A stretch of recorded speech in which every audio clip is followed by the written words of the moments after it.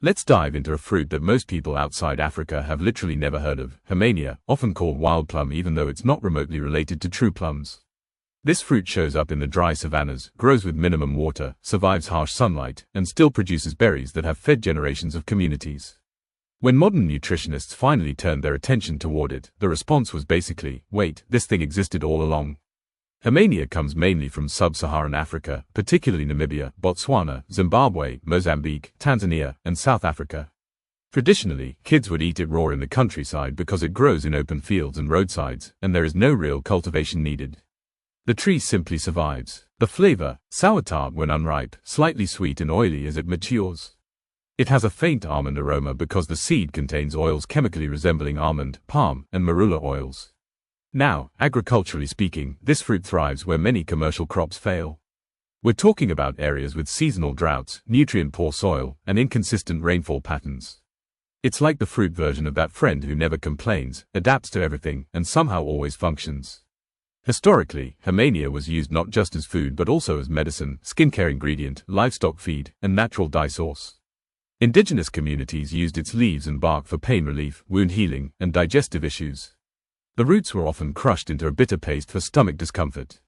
One of the most interesting features of Ximenia is not even the pulp, it's the oil extracted from the seeds.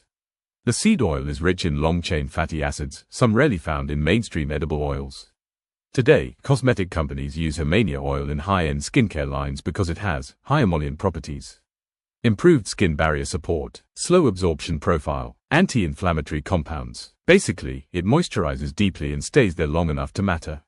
Now imagine something that grows in rural African villages, requires no irrigation, no fertilizers, and suddenly turns into a luxury skincare ingredient on urban shelves in Europe and Asia. Wild, right?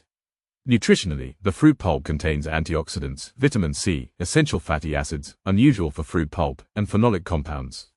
When dried, its nutritional density increases, which explains why historically it was preserved for food shortages. Economically, Ximenia represents a strategic plant for rural economies. Women-led cooperatives in Namibia and Botswana produce hand-processed seed oil. It's the same model that turned argan oil into a global economic story, except Ximenia is happening slower and more regionally. Modern researchers are interested in whether Ximenia oil can act as a sustainable alternative in natural cosmetics, because it is wild-harvested, abundant, and low impact on the environment. Now let's talk about the broader ecological value. Ximenia trees attract pollinators, stabilize soil in dry landscapes, and support wildlife. Baboons and antelopes feed on it, birds disperse the seeds, and the trees regenerate without artificial intervention. Another unexpected aspect is that the wood of Ximenia is incredibly hard and resistant, historically used for tool handles and arrows. When soaked and steamed, the fibers become flexible enough for weaving.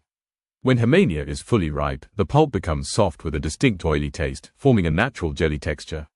People used it in porridges, fermented beverages, fruit pastes, and dried leather-like snacks. There is a cultural angle as well. For many communities, Ximenia is associated with transitions between dry and rainy seasons. The fruit is one of the earliest signs that the environment is preparing to shift into more fertile months. In some regions, children collect and trade them like seasonal goods. In modern horticulture, scientists are trying to domesticate Ximenia, meaning they want controlled farming.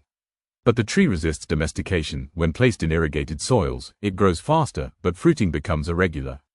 The plant basically prefers stress conditions. It's a survival-optimized species. That makes Ximenia scientifically fascinating. Plants that produce valuable compounds often do so under environmental pressure. Remove the pressure, and the chemical richness fades. Market-wise, the world has space for Ximenia. Think of energy bars using dried Ximenia pulp, fermented Ximenia drinks, cosmetic masks using seed oil, specialty jams, nutritional supplements. This could easily become the next trend among exotic sustainable ingredients, if promoted correctly. From a storytelling perspective, Ximenia fits perfectly into modern narratives: African origin, wild harvesting, tribal knowledge, biochemical uniqueness, climate resilient agriculture. It's textbook global interest material. The challenge: logistics. Seed oil extraction is labor intensive. Bulk international shipping requires consistent volumes, and drying pulp requires controlled humidity. Technology and infrastructure are still developing.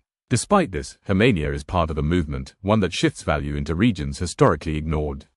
It's more than fruit, it's a future resource symbol. So yes, Ximenia is tiny, sour, and lives in harsh environments, but that's exactly its charm. When humans finally look at overlooked natural resources, stories like Ximenia might inspire global change. That's the deep dive. Done solid.